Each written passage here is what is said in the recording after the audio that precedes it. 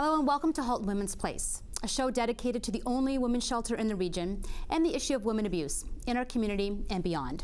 I'm Carm Botso and I am your host. Today we are talking about everything Gala. Our Gala is coming up, and if I do say so myself, it's one of the best in Halton, and if you've been there, I think you will agree. So today we are talking with our development officer, Caitlin McKenna, who is running the show this year and putting on a fantastic gala that we are going to find out more about, and hopefully you can join us this year. Hi, Caitlin. Hello, thanks for having me. Great for you to be here talking about our gala because it is around the corner. Absolutely. We're actually just about a month away. It will be taking place on Saturday, February 23rd at the Oakville Conference Center.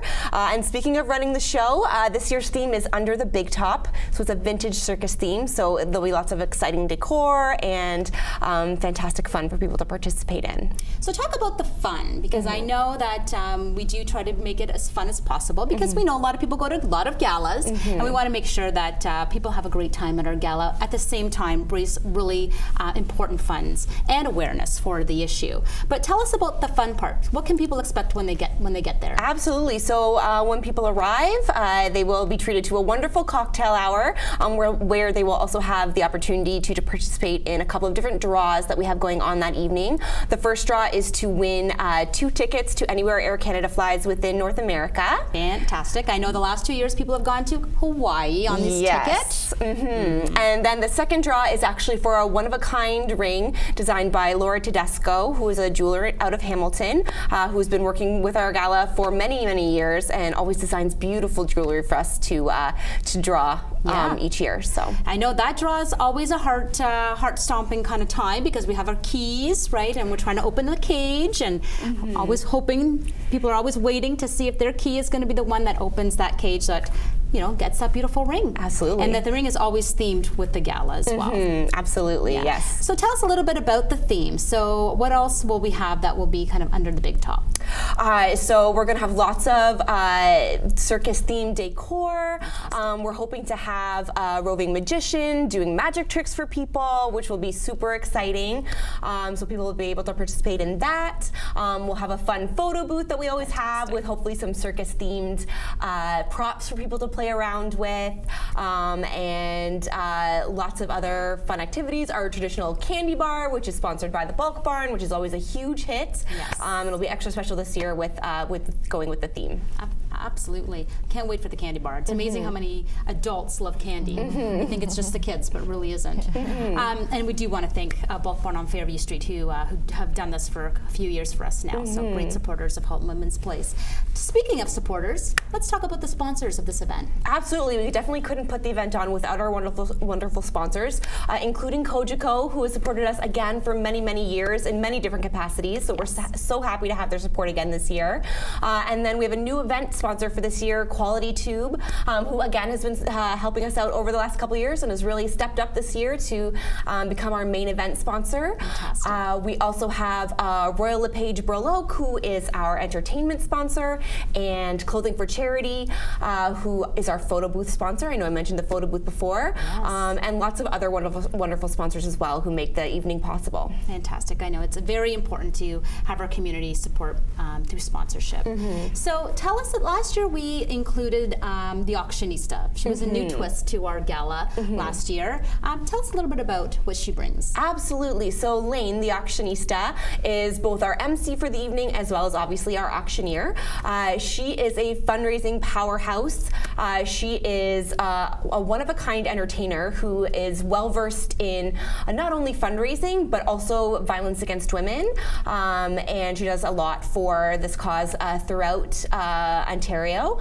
This is our second year having her. She's very entertaining, a wonderful presence to have, and is really great at kind of rallying the troops behind the cause that we already know everybody who's there believes in. And so I know that she also will help us through something called Fund a Need, which we introduced last year, where we raised $80,000 within that 10 minutes for a public education program, which was wonderful. And I know Tatiana's here to talk about this year's Fund and Eat, but before I go to Tatiana, touch on a couple of the live auction items that may entice people to buy some tickets. Absolutely. So we are lining up a fabulous live auction for this year.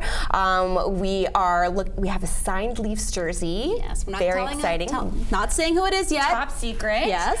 We are also have a wonderful weekend getaway to the Scandinave Spa in Blue Mountain that people can bid on, as well as our traditional signature piece, which is a photo collage of hands of the children in the shelter that says "Hands are not for hitting," which is a really very symbolic and special piece to everyone who's involved at Halton Womens Place. Absolutely, and I know that's only just a couple of our live auction items, plus our beautiful silent auction that will be happening as well. So I know people can get involved, by purchasing tickets, because we do still have some tickets available. We do. But also by donating silent or live auction items. Absolutely. Or sponsorship. Or right? sponsorship, Yep. yes. We're looking any way that anybody can get involved. If you can't attend and want to support, there's definitely sponsorship opportunities available, as well as we're always looking for more fabulous items to add to our silent or live auction. So you can visit our website and check out details on how to donate there. Fantastic.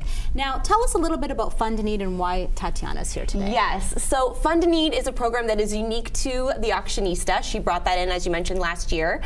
It is a fundraiser within a fundraiser. So our overall gala is fundraising, obviously, for Halton Womens Place, but our Fund and Eat fundraiser, which takes place only over a span of 10 minutes, is targeted towards a specific cause within Halton Womens Place. And this year we are fundraising for commercial grade playground equipment at each of our shelters. Fantastic. So that's why you're here, because Tatiana, you're one of our child and youth counselors at Halton Womens Place, and so you know specifically the need that our children have and need at the shelters. So tell us about outdoor playgrounds. Why is it beneficial? So outdoor play has so many benefits for kids. It provides an opportunity for the kids to develop skills. So life skills, they have social, emotional, cognitive, physical skills, and they really carry that into their life when they're adolescents and as they're adults. And it's really the opportunity between the ages 0 to 10 is when the brain actually grows the most. So there's the most growth. They develop these core neural pathways, which actually they carry into their lives. And the importance of play really is that it's the primary way that the kids learn. So if they're able to really develop those skills and those opportunities in the first 10 years of life, it really just kind of boosts their confidence, their self-esteem. It really provides such a basis for their emotional well-being as they grow throughout life. And tell us about the play structures that are at the shelters right now. We have 2 shelters, one in Milton, one in Burlington. Tell us about the status of those playgrounds right now. So currently at Burlington, we have an outdoor playground. So in the past, when I work with children, a lot of the time it's during the spring and the summertime when the weather's nice and they're able to go and play with their peers in the shelter, with their siblings, and their moms. So it's really such a bonding opportunity for them. And so currently it's a bit weathered down at the Burlington site, so it is in need of replacement. And currently the Milton shelter doesn't have an outdoor playground, so for the kiddos there, there's a limited space and opportunity for them to navigate their world in the outdoor space that we have there. So the first need would be to fill Milton, right? To get this very sturdy, like you said, commercial graded playground, because we've been able over the years to be able to put up a playground with some funds that we were able to receive, because as people may not understand is that we don't get funding for playgrounds, right? That's something that is completely fundraised, but the need is so important, as you just mentioned, about outdoor play and play itself. So you know, the playgrounds that we were able to put up in both shelters are not as sturdy as, well, they're sturdy, but like you said, so many kids come through the shelter, so they do get weathered, right? And we want to make sure that anything that we put up in the shelter is safe for both the kids and the moms to be there.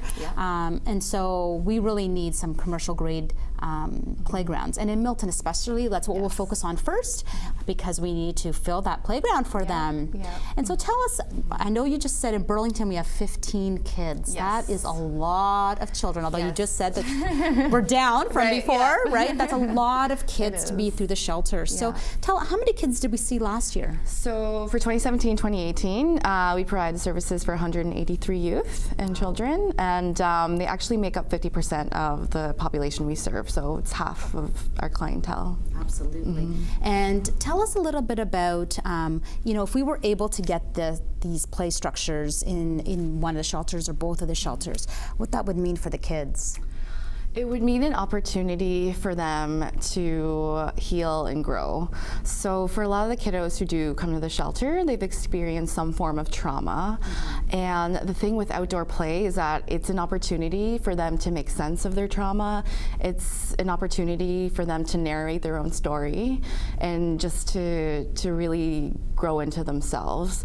And so really having that play structure, it's an opportunity for them to connect with others. It's connection, healing, and growth, and it's really, that's the core of their emotional well-being. And for them to develop that and have that opportunity, that's what really contributes to their well-being as they get older. And how long do families stay in the shelter? Because then the kids would be there for quite a while. Yes, so typically it's about 3 months or 10 weeks, but depending on different situations, it could be longer. So it could be even 6 months. So if a child comes in, let's say April, May, through to the summer, that's a long time to be without outdoor play in that capacity. Yes. And I was reading something about also outdoor play and using playgrounds specifically about you know, the benefit of taking risks. And that's what kids would do on playgrounds, as we know. We put our kids out on playgrounds. We want them to have fun and we want them to take risks, but scary at the same time. But so that's another benefit of having that play structure specifically. And I think the outdoor play structure like really provides that like safe risk-taking opportunity, and that risk-taking is so important for the child's self-esteem, for them to feel like they can master their world and master their skills, and that kind of is the origin of their sense of confidence, their self-worth, and their sense of their own self-esteem. And so that really kind of bolsters into their adolescence and adulthood. And I think also the other part that's important is, you know, their non-ability to be able to go to parks on a regular basis. So this is their park at their home, right? Absolutely. Well, thank you for both being here. I am excited about the gala, and I'm excited to be able to fundraise within the gala for this wonderful opportunity to provide for our children. Thank you for coming. We'll be right back with my next two guests.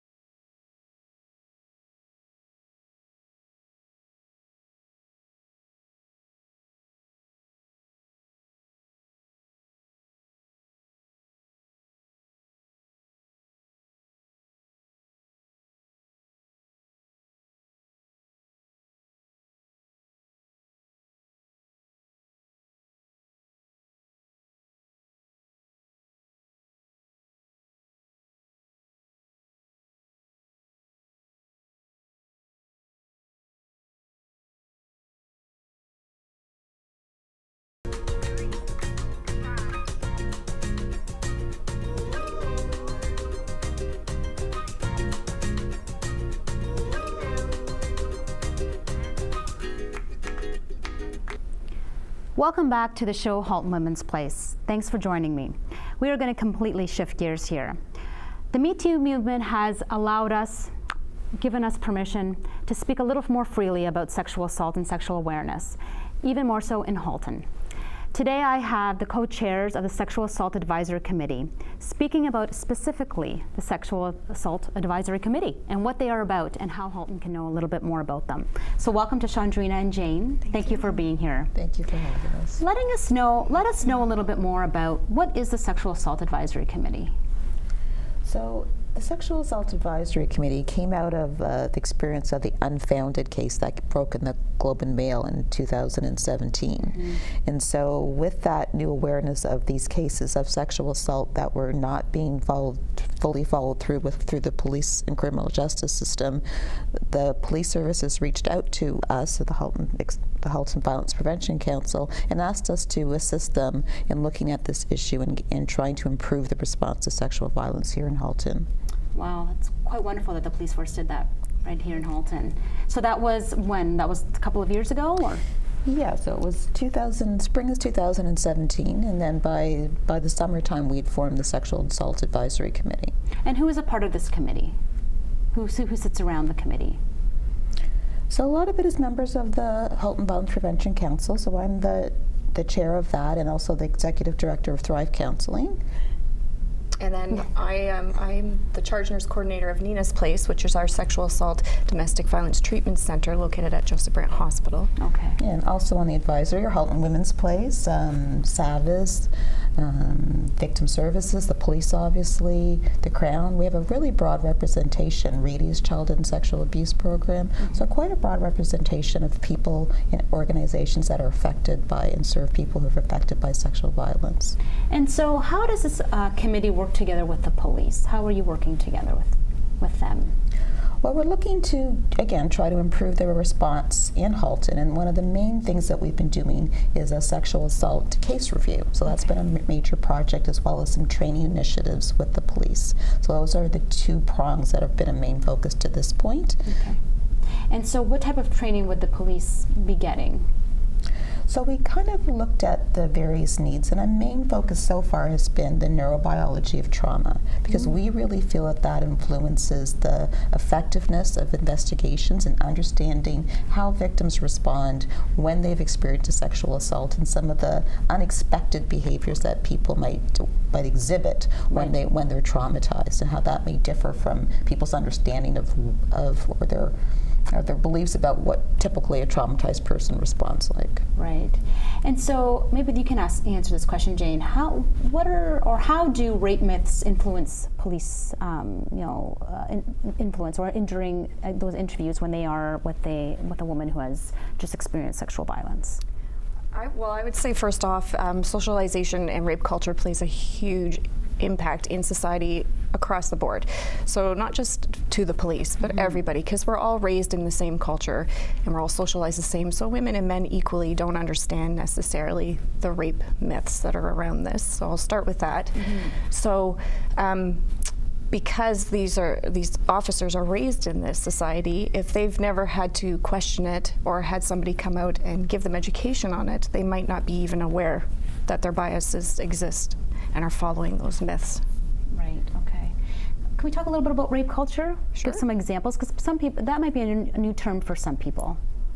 So rape culture is basically just how pervasive it is embedded in our society around what sexual violence and gender influences the way we perceive this. I didn't articulate that very well, but basically there's the victim blaming, the trivialization of boys will just be boys. Now, because of the way we've gone with media and technology, there's a ton of online sexual harassment and bullying that occurs. Things about what consent looks like, that fact about how people are dressed or what their relationships or interactions are with the perpetrator. So all those things kind of fit into people's beliefs around what's normal behavior and what's not normal behavior. Now, I started the show talking about the Me Too movement. Would you say that has helped you in terms of getting awareness out or having more women come forward, or would you say it's been I know there's a bit of backlash as well, right? We see that at Halton Womens Place as well, right? We understand that. Well, I think it's been really important in terms of raising the conversation and keeping it in play, because oftentimes you have these situations come up, like Omishi and things like that, and then it dies back down. The Me Too movement has, I think, both kept that conversation happening and maybe had it branch out in certain different ways. Some maybe not so favorable, but others that are helpful to kind of make it a richer, more meaningful conversation and maybe expand a little bit our ideas around how sexual violence plays out in our society and the power dynamics that are there, and also just how wildly prevalent it is. Absolutely. And lifted the shame so that people Lifted the can shame. talk.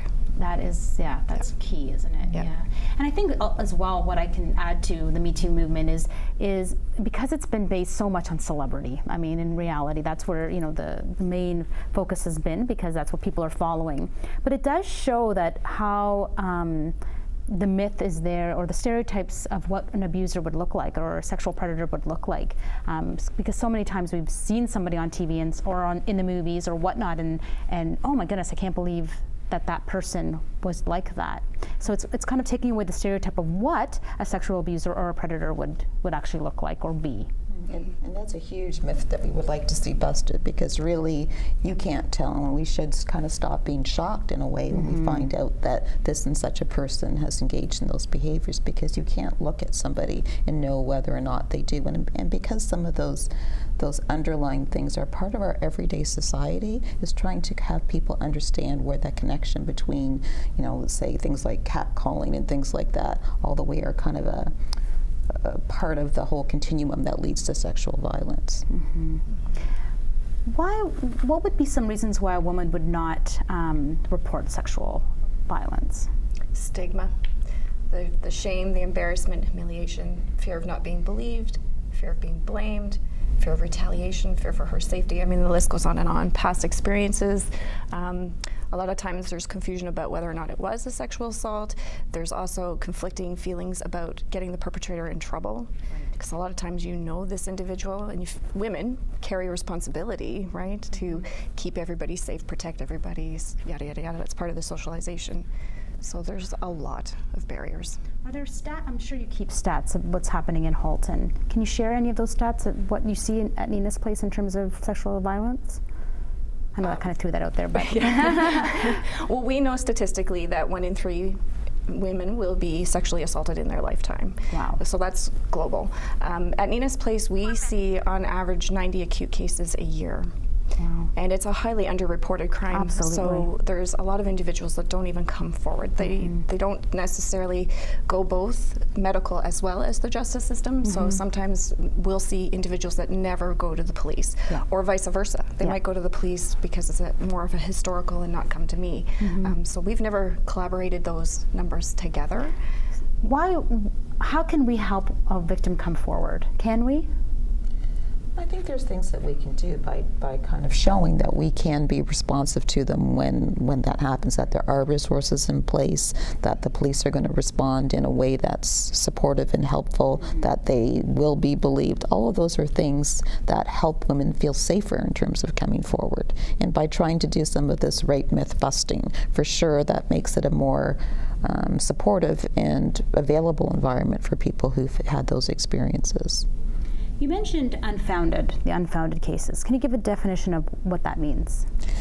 So it's basically a clearance code that the police use for the different cases that come in. And generally, unfounded means that the case wasn't found to have sufficient evidence to move forward with that.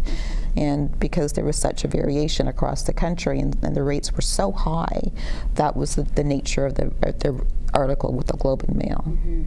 And how many cases, unfounded cases, did they review here in Halton?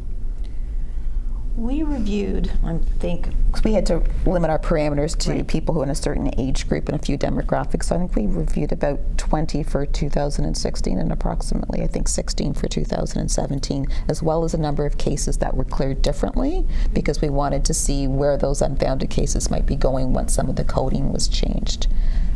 So what were the outcomes of that then, of reviewing those? Do you go back, is it something that's collaborative then with the committee, and that's like the whole committee reviews it then with the police as well? No. No. Okay. No. The police are a huge partner in the case review, and they provide us with the cases and access to the information when we sign confidentiality. And then part of our team forms the review team, and we go through them to try and identify trends and kind of learning opportunities so that we can respond better to sexual violence. Well, the work that both of you do in the community is unbelievable, and I'm so grateful for the police force that we do have that want to be a part of this and make change. That's the only way that we're going to see an end to anything. We believe that at Halton Womens Place. I know that you both believe that, and working together is the only way we're going to do that. I really thank you for coming here and clearing a little bit of, making a little bit more of an understanding of what the Unfounded case is and what's happening in the community to put an end to sexual violence and to make women feel more comfortable if this has happened to them. How can they get a hold of Nina's Place? That would be first. So they can just reach out to Joseph Brandt. There's a website, and then look up Nina's Place and get our direct number that way. Okay. And Thrive Counseling. Same thing, we have a website. That's probably the easiest way to get a hold of us. Fantastic. Well, I know at Halton Womens Place we love being partners with you because we believe in wraparound services and we believe in supporting women in all different capacities. So it's been a pleasure to listen to you and to find out more about the Sexual Assault Advisory Committee, and kudos to you for being a part of it. Thank you for joining me. I thank all my guests today. Today we can make a difference, and together we can make a difference in ending violence against women. Thank you for watching, and we'll see you next time.